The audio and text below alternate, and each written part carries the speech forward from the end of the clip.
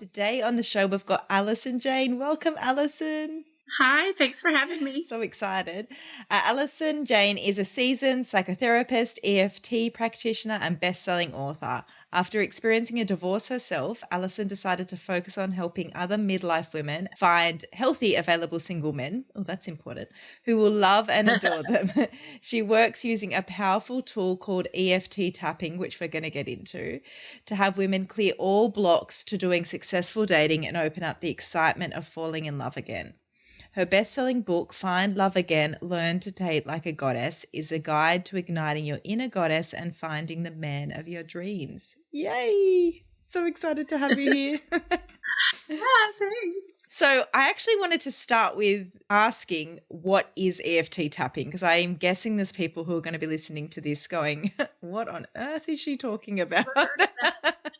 And for those of you that are just listening on the podcast, know that these episodes go to YouTube too. So Allison will be doing some physical demonstrations of what stuff is. So please head there if you want to have a more rounded view of what is happening within the audio. Your visual learner. Yeah, exactly. Place to go. Exactly. So EFT stands for, in this case, Emotional Freedom Technique. And it's basically a technique that combines tapping on one's own acupressure points while processing some emotionally dense material. So stress, trauma, phobias, those kinds of things. And what we know happens from blood and saliva tests and brain scans is that when you tap on these particular acupressure points that we'll talk about, it sends a calming signal to the fight or flight part of our brains, to the amygdala, and it shuts it off. And so when you are thinking about something that's bothering you, remembering a traumatic event, thinking about a spider that freaks you out, you go into fight or flight. And we know that because we see it in our bodies and in our faces, right? Our eyes bug out, we get tense, our palms get sweaty, our hearts race. So we are in the amygdala at that point, thinking about whatever this thing is that we're thinking about. And when you combine tapping on your own acupressure points while thinking about this, our central nervous system is kind of like an on-off switch. We can either be in our sympathetic nervous system state, which is where the fight or flight lives, or our parasympathetic state, which is our relaxation response, but we can't be in both at the same time. So when you're in that sympathetic, high drive, freaked out fight or flight state and you tap, eventually the switch gets knocked off and it gets kind of eliminated. And actually what's really interesting is it seems to create a new neural pathway to whatever it was that you were thinking about, where now that thinking about that car accident, let's say, that we just tapped on, it no longer puts you in fight or flight. It no longer gets you all revved up. You can remember it, but now the neural pathways to your frontal lobe, which is our logic, reason, judgment part of our brain. And when it's going to the frontal lobe, you remember it still, but it no longer bothers you. It doesn't bring up all that stress response in the body. So it's okay to think about. Most people tell me it's almost like hearing about someone else's story at that point. Wow. What a cool hack. Yeah. Yeah, it really is. Yeah, wow. It's an amazing wow. thing. And how, keep going.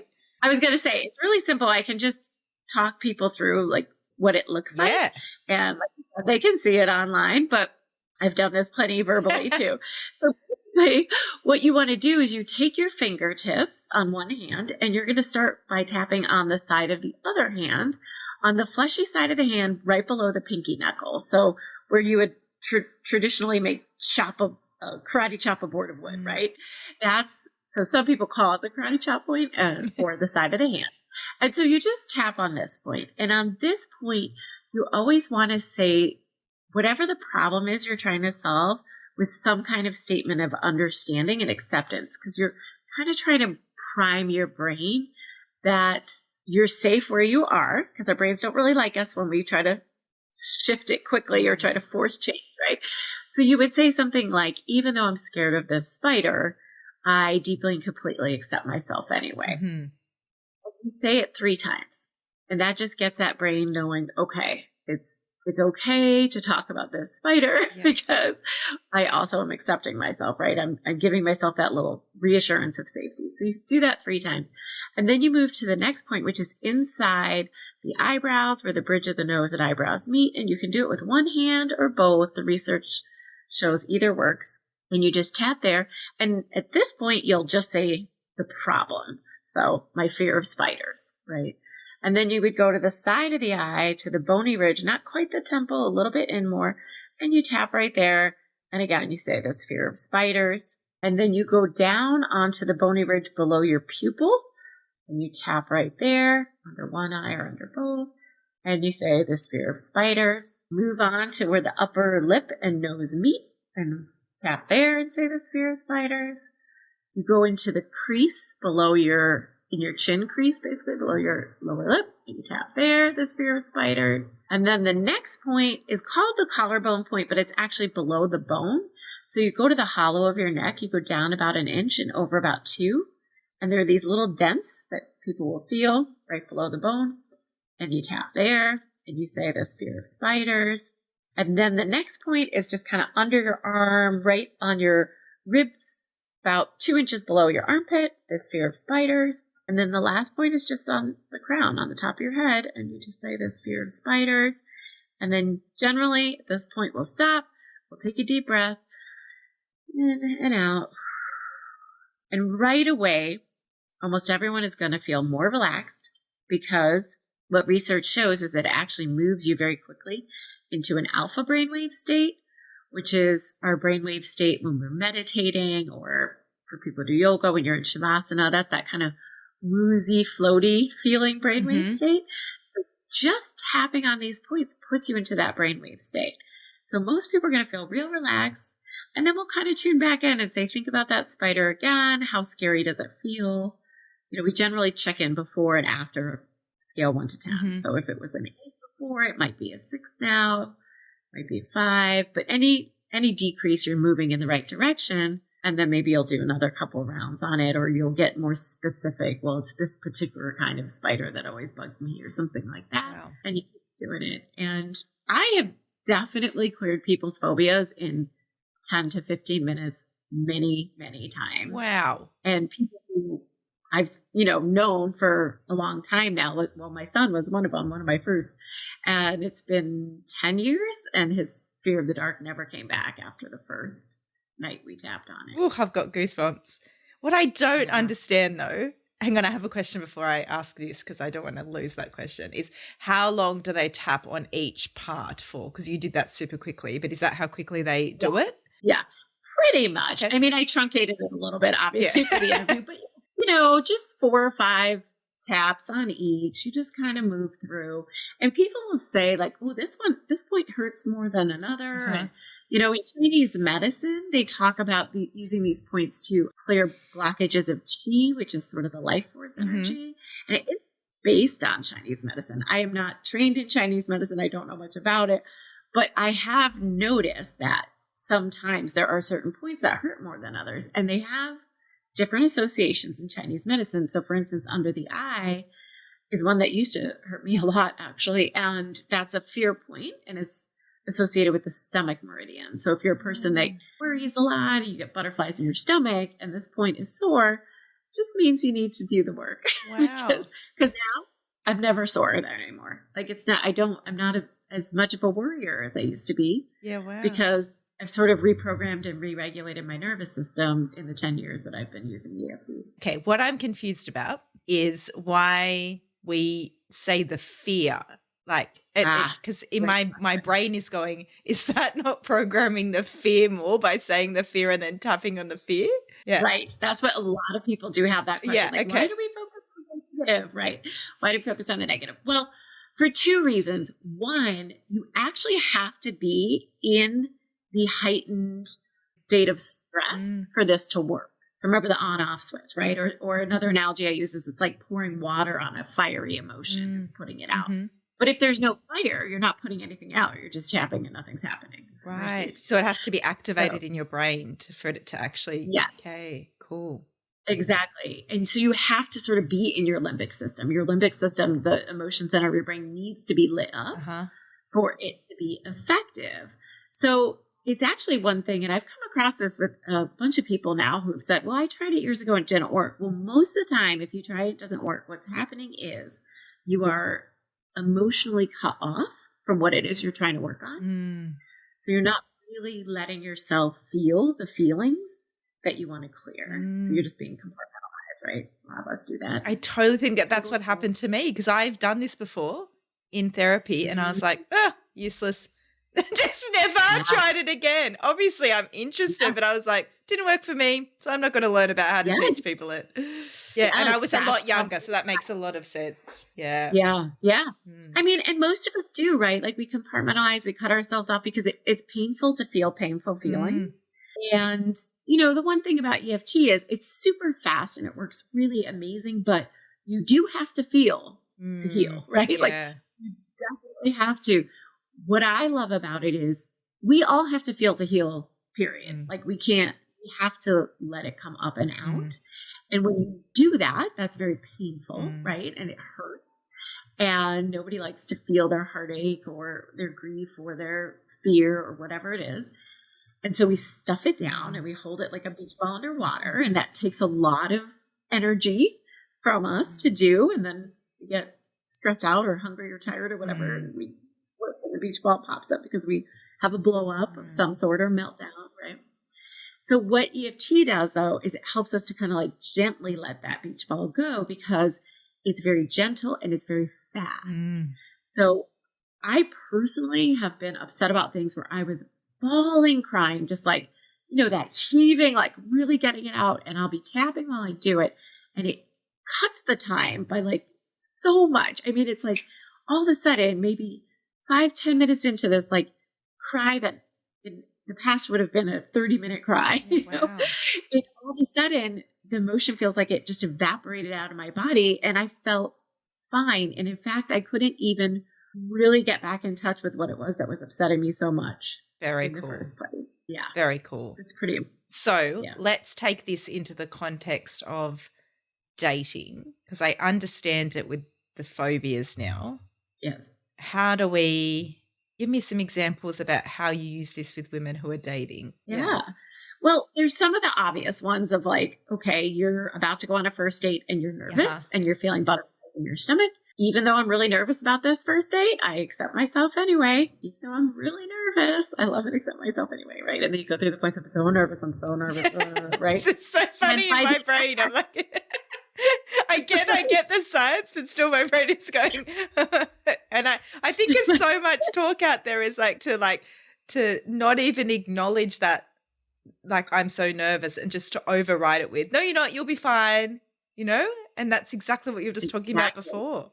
Right. Exactly. Yeah. So, and we can, you can try that, but the thing is that the truth of how we feel is usually the negative, the worry, the fear, the anger, the resentment.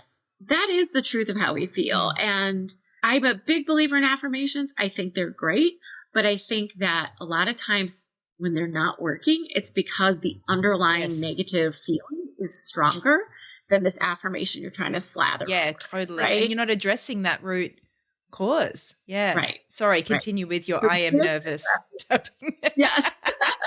Addresses the root, right? And so you have to, go through like what it is you're truly feeling. And so, so you tap around on the nervousness. And now remember that it puts you into an alpha brainwave state. So you're already more relaxed now going into your.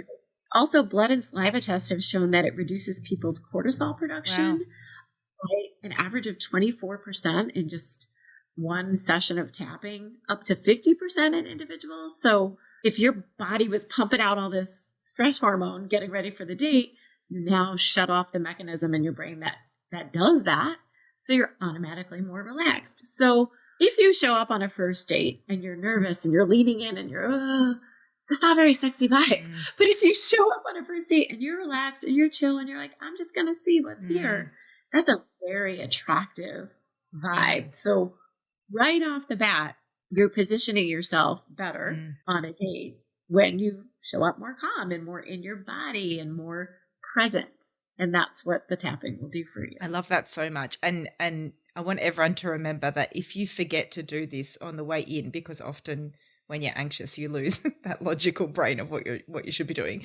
You can take yourself to the bathroom, and go, how easy Yeah, is this to do in the bathroom? Like, yeah. And honestly, like a lot of people I know will just do the side of the hand point, and that's my enough gosh, you could do to it get on them. the date. Yeah, you can do it under the Yeah. table. Right? My kids do it under the desk at school, right? When Yeah. they're nervous about, so that point can be very subtle. So you can definitely use that point, Okay. if you're in a bind kind of situation, or like you said, you can go to the bathroom, you can do Yeah. that. So people Right? don't have to take themselves the whole way through. Like they can pick parts of it, which will help. Okay. Yes. It does seem like that can help a lot of people if they just do this point for a little bit, But if you're really, really nervous, that might not cut it. But, and I do also think the more you do this, the more the body starts to acclimate to it and it sort of Sure. knows. It's like the more you meditate, the faster you get into a meditative Yes. state, right? Over time, the body starts to be like, oh, we like you. We like where we're going. We know this place. Yeah.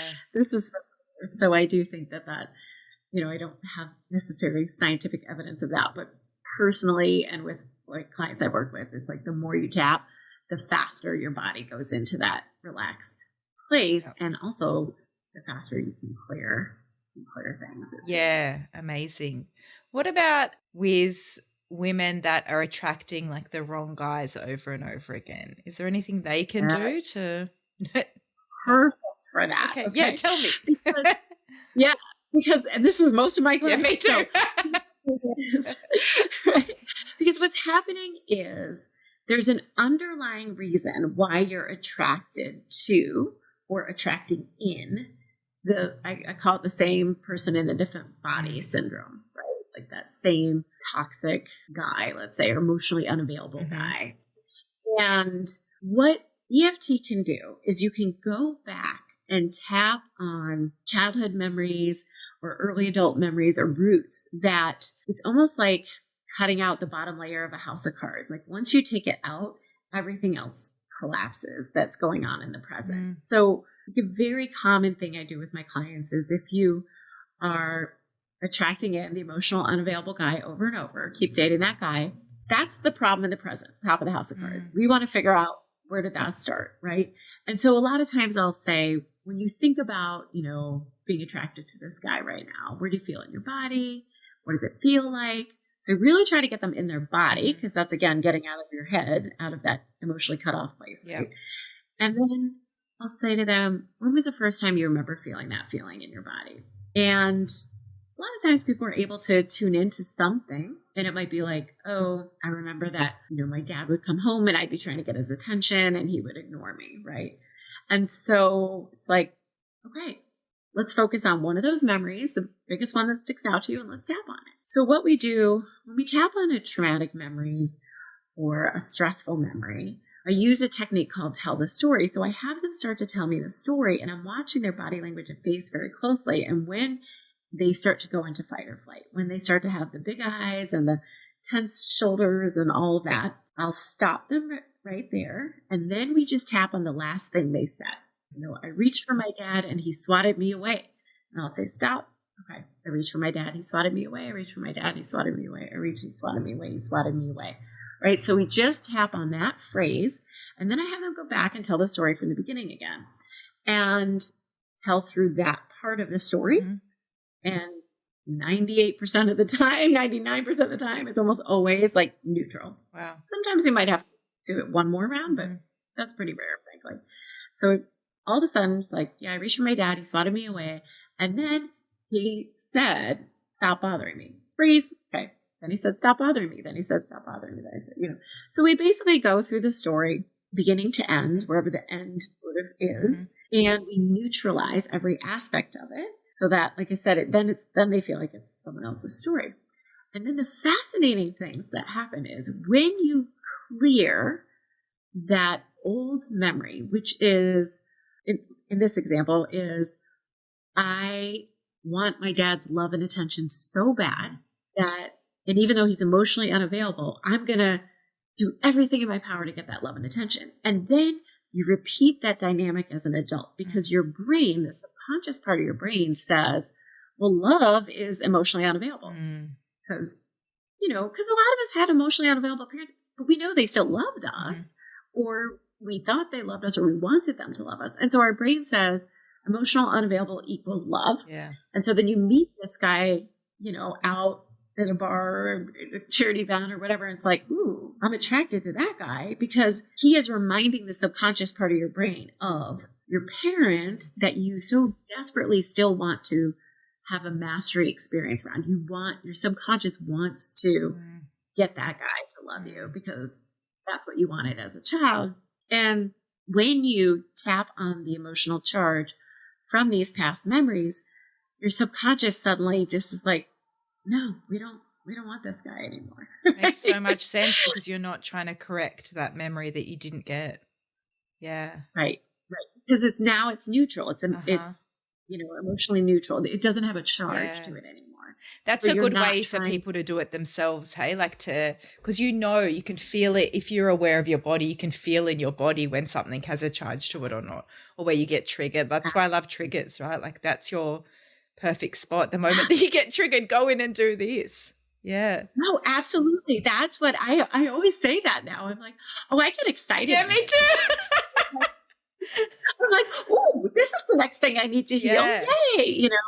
And I feel like I have this amazing tool that heals it really Yeah. fast. I mean, I will say, caveat, I work with a professional, an EFT tapping practitioner. Okay. And, every so often, especially if like a new trigger comes up, like just today, I found a new trigger and I was like, oh, I'll be scheduling with Craig, Yeah. so so I do think there are things that sometimes are a little bit too big for us to handle on our own. Okay.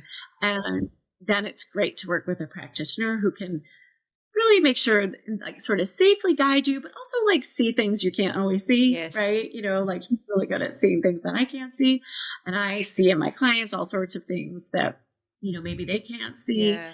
and help them navigate that, right? Yes. So, or if it's like a really big thing, or if you've had a lot of trauma, you don't necessarily need to tap on every little memory to clear them all individually, because our brains are wired in such a way that you can, tap on 12 out of 120 traumatic memories, and then the other ones all of a sudden feel neutral. Yeah. That happens.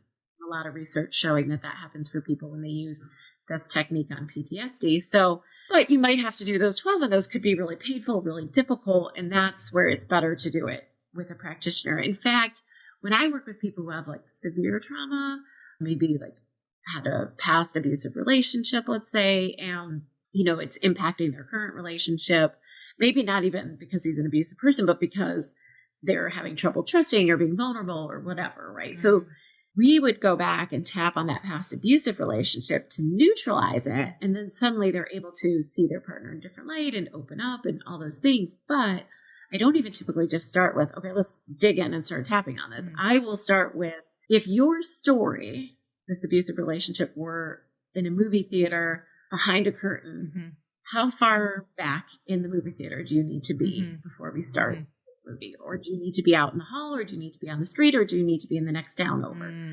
And so I sort of gauge, how far do they need to start? And some people start in the next town over, or several towns over. And then we just have, even though my movie's playing on that movie screen down there and I'm a town away, and it makes me nervous that my movie's playing, I accept myself anyway. And so then we just tap on that and slowly, gently move them to where they can actually start tapping on the actual story itself. And that's just a good way of keeping yourself safe. Because one thing about EFT is one of my mentors always says, it stirs things, it stirs the pot, but that's how you can clear out the silts, but also it stirs the pot. Yes. Right. So, it can sometimes feel a little overwhelming, or you can get really emotional doing this work. And so sometimes it's better to have a guide. Totally. I kind of talk about it like the difference between brushing your teeth and going to the dentist. So for the little everyday things, the stressors, the things that build up, tapping on the regular is going to help regulate your nervous system. You're going to feel calmer over time. You are going to get more skilled at it, so you will be able to clear some of your own triggers. And then every once in a while, you have to go to the dentist and get a deep clean. Yeah. You have to go to a practitioner and kind of do some deeper level work Yeah. and kind of clear that I love that that. way. I love it. That's quite often how like clients will work with me. I'll send them away, you do your work, and then I get a message go, I need to book in. It's like they hit the next, Yeah. the next wall to get through, Right. Yeah. That's exactly how I work with my Yeah. mentor. With yeah, Yeah. exactly. So Beautiful. it's like, okay, I've been tapping on this on my own for a while. I'm kind of stuck.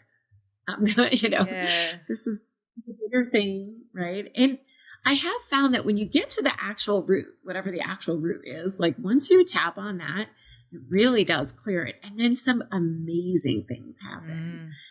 And particularly when it comes to dating, because I've seen this so many times now. It's like once you start clearing some of these old patterns and stuff, then all of a sudden different people show up. And when I talk about this, I know it sounds a little like woo woo or magic, but it's really not, because there's a part of our brains called the reticular activating system. And that's the part of our brain responsible for seeing and identifying patterns and filtering out what it sees as useless information. So if you're a woman who love from parents was emotional unavailability, when you're out and about and looking to meet a guy or even online and whatever, your subconscious, your reticular activating system is actually going and looking for all the emotionally unavailable guys. And that can be very, very subtle in like a chat. They might just say something, or like if you had a demeaning parent and a guy in a chat says something slightly demeaning, that could be a turn on to your subconscious. And then you're hooked, right? So when we do this work, we actually neutralize that. So now our reticular activating system is no longer looking for that. Now our reticular activating system starts looking for other things, and it starts seeing evidence of. So if you are looking to buy a Jeep, all of a sudden you see Jeeps on the road everywhere, right? We've all kind of had an experience along those lines. And so it becomes this way. If you have a limiting belief that there's no good guys left out there, which is something I hear a lot from my midlife clients, my midlife dating clients. If you believe that, your reticular activating system is going to go to a Starbucks and notice, the guy acting like a jerk, but not notice the nice guy who held open the door and, paid for the coffee behind or whatever, right? So, but when you tap on that belief, there's no good guys left, because that's really just a fear, right? It's this fear that I'm never going to find someone. I'm going to die alone. I'm going to grow old alone. That's the fear. When you clear that fear behind there's no good guys, then you suddenly start to feel like, no, there's actually plenty of good guys. And then your brain starts seeing plenty of good guys. You have the bias, the confirmation bias now starts working in your favor, whereas before it was working against you. Yeah, that's such a good point. And again, I feel like I say this word in every single podcast I record, but like awareness is so important, because you need to know what you're doing and what you're saying and what you're believing and what you're putting out there. Right. Exactly. Yeah. Exactly. And I feel like a lot of women, there's a lot of women, people who don't, but there's a lot of people who do have the awareness, and they know, I know I shouldn't be thinking this. And I'm going to say the affirmation to the opposite, and so on and so forth. And it still doesn't work to shift them because they're emotionally tied totally to whatever. And so that's where, to me, the tapping became such a game changer. I was a traditional talk therapist. I did CBT and all that from cognitive behavioral therapy for many years. And it's great. And I love it. And I had lots of clients who would get the insight. They would know exactly why they were self-sabotaging over and over. And they just couldn't seem to shift. And so what I found with the EFT is that people shift so fast. It still kind of blows me away on a regular basis. And then what they start seeing in their world really does change. Yeah.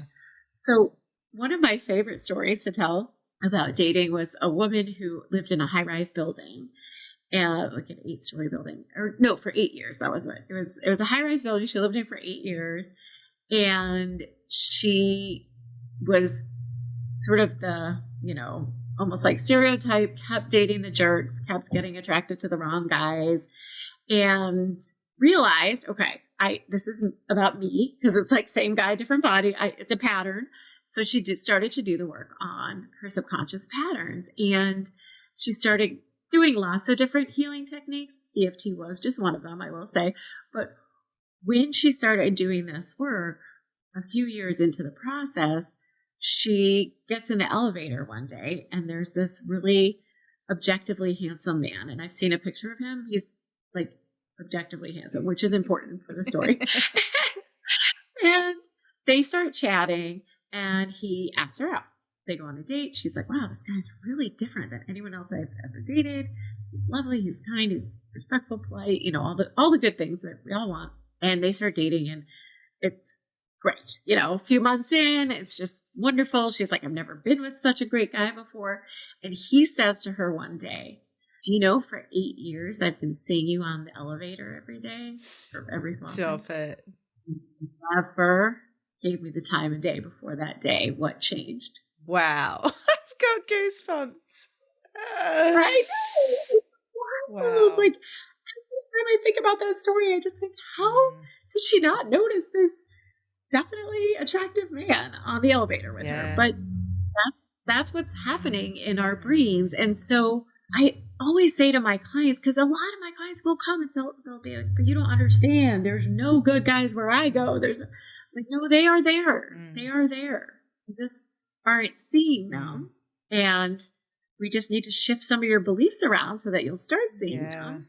And you'll start actually feeling attracted to them too. I mean, that's the other thing. There's that whole, I'm only attracted to bad boys, right? So when we do the work on that and we clear out that toxic, pattern as well with the tapping, then suddenly those boys are like actually, a turn on. Yeah.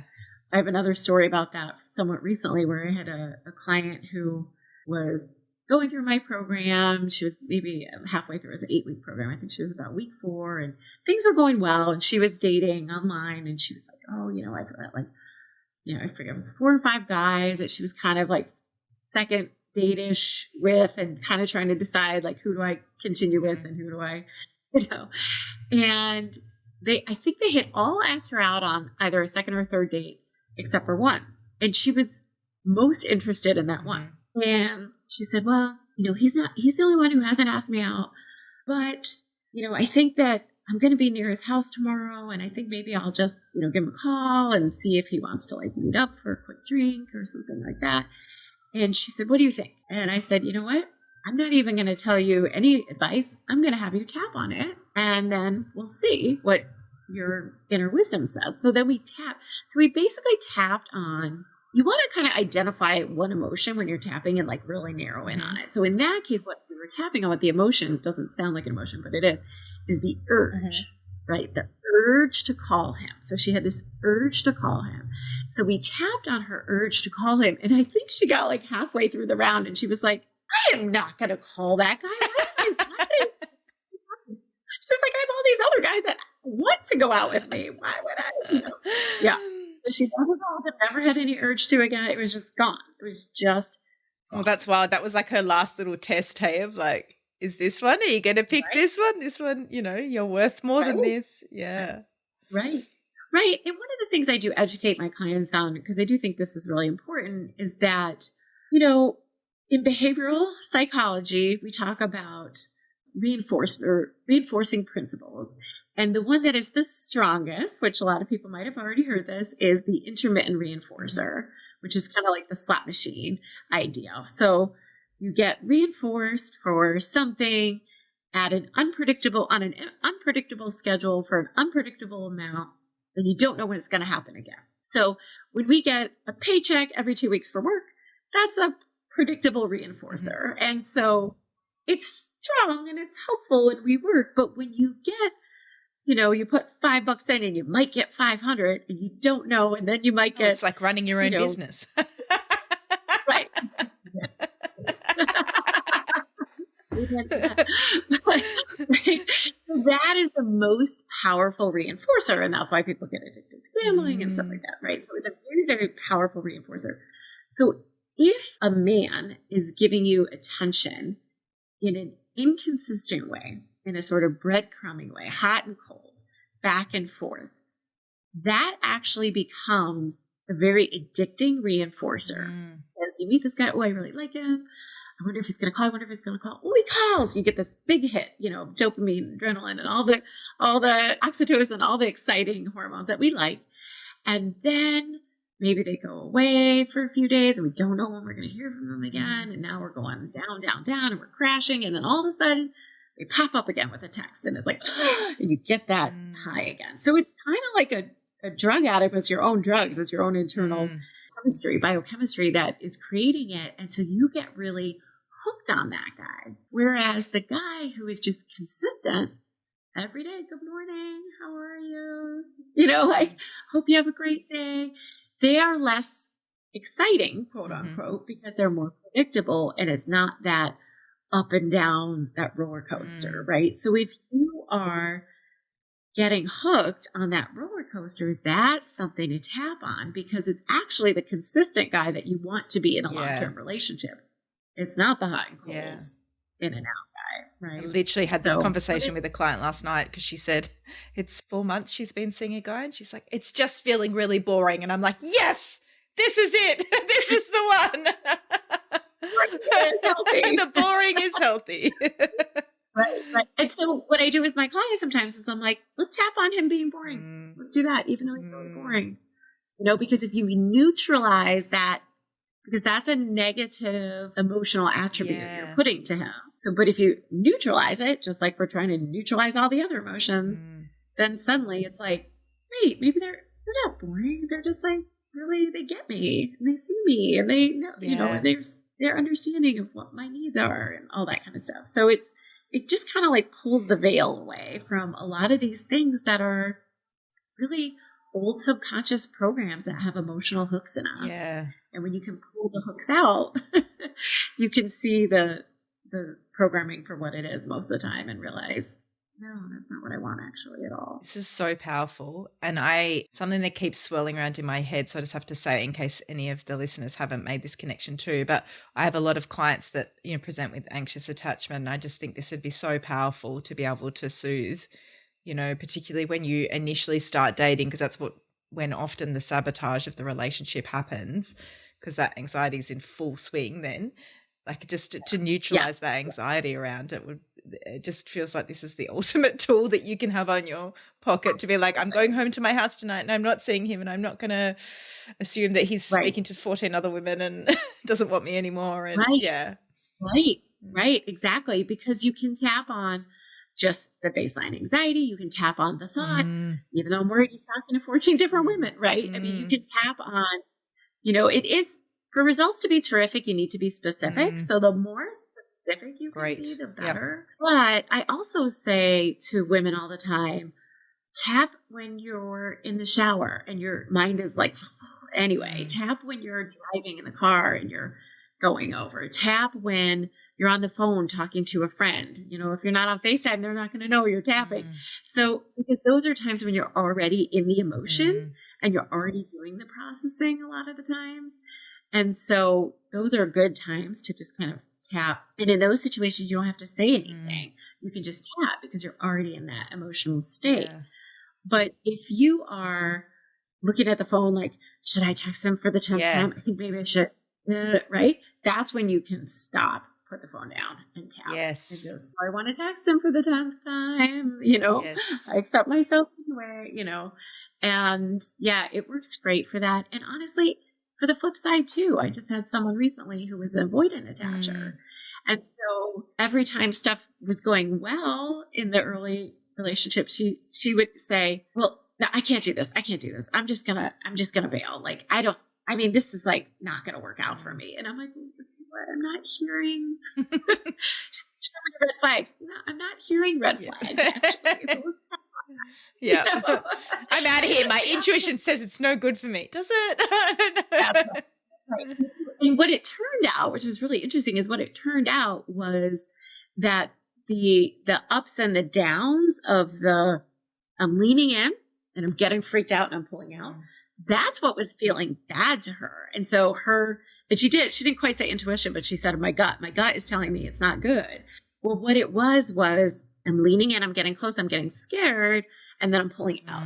And she was doing that, but she didn't couldn't see that she was doing it. And so all she felt was, well, my stomach is telling me that I feel sick here. And, she's like, I slept over his house last night. I felt sick the whole time. So that must mean I should break up with him, right? It's like, well, not necessarily. So let's tap on that and let's see what's underneath it. And let's see. And it was just the idea of actually, maybe I found a good guy that I can actually trust was freaking her out so bad that it was making her feel sick to her stomach. Wow. And once we cleared that, she was able to stay in the relationship, and it's going really well at this point. It's been, I think, 5 months, so good. And this is someone who hadn't dated consistently for years. Yeah, wow. Hadn't had this long of a relationship for years. And it was because she kept sabotaging on the avoidance, right? So, yeah, that attachment stuff will really get it. Totally will. This has been amazing. I just want to go tap on everything that comes up, and thank you so much. Is there anything else that you feel like you haven't shared that you want to share? I think that, one thing I do want to say for anyone who just wants to start to play around with it is in my book, each chapter is kind of like a little lesson and some kind of mindset shift. Beautiful. Like there's no good men left out there. And then there's a tapping script at the end. So you can try it out. You can tap along. And it's going to start to shift things for you. I had a reader say that she went from having no guys in her world that she could ever imagine dating to having 5 guys within a week of reading the book and doing the tapping. Wow. So it really can shift. Now that same person then later ended up going back into some unhealthy patterns. So it's like an example of it can help you make the shift. And then there might be more deeper work you still need to do, right?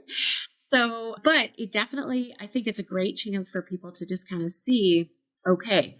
And if you don't have real deep childhood roots, this person did around emotionally unavailable men. But if you don't, it could be enough. Like the woman who tapped on calling the guy for the 10th time, she didn't have a lot of deeper stuff behind it. And so that cleared really fast. So I think that it's kind of a fun way to play around with it, to see how it helps. And one of the chapters is about moving in your mind from destination to journey, right? Because a lot of us are dating out there going, are you the one? Are you the one? We're laser focused, not a very attractive vibe on finding the guy because we just want to be done and we just want to be in a relationship. And right. So when you tap on all of that and all those negative feelings about being single, and you suddenly see oh wait, it's a journey that I'm on. And, at some point I'm going to be in a relationship and I'm never going to be single again. And so actually I'm going to enjoy being single, and I'm going to enjoy learning about myself on each date and learning new things or being taken to a new place, discovering a new little shortcut, whatever it is. So it shifts. I have a chapter about, I call it How Cinderella Fucked Me Up, but it's about how a lot of us women, I think, we go on these dates, right? Because in Cinderella, it was all about you got chosen by the prince and you had to elbow the women, the stepsisters out of the way to get chosen. And a lot of us go on these dates hoping to be chosen. So we're on the date kind of pick me, and I have to impress them. And rather than kind of being in a more sort of lean back energy space of hey, I'm going to put my best foot forward, but also I'm vetting you just as much as you're vetting me. Yeah. So important. It's not, otherwise you just lose sight of, you just want to be picked so badly that you lose sight of, do I even like them? Is this even what I'm looking for? Right. And again, you can have the awareness of that and still not be able to do it because it can still be hard. I know for me personally, I was the kid who was always picked last in gym, and I legit had to do tapping on that. I was very focused on being picked.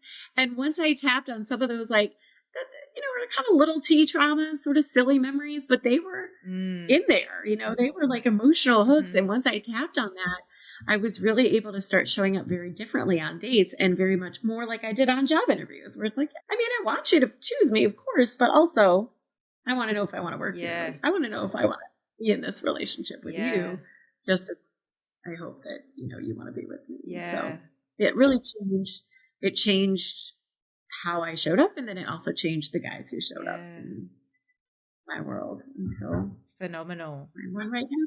Okay, the link will be in the show notes, but how can everyone find your book and how can they work with you and find you and listen to more of this Yeah. magic? So my book is on Amazon. Find Love Again, Learn to Date Like a Goddess. And I'm Allison Jayne, Jane with a Y. And all my handles are at Inspired Life Tapping. So inspiredlifetapping.com, at Inspired Life Tapping on all the social media channels. Amazing. And yeah, come check it out. Follow me. Ask me any questions. I'm super passionate about teaching EFT. So even if you never want to work with me professionally, but you just want to know more about it, I love introducing this tool to the world because it really is an amazing self-help tool and it will definitely change your life. Oh, it's amazing. Thank you so much. Yeah, thanks for having me.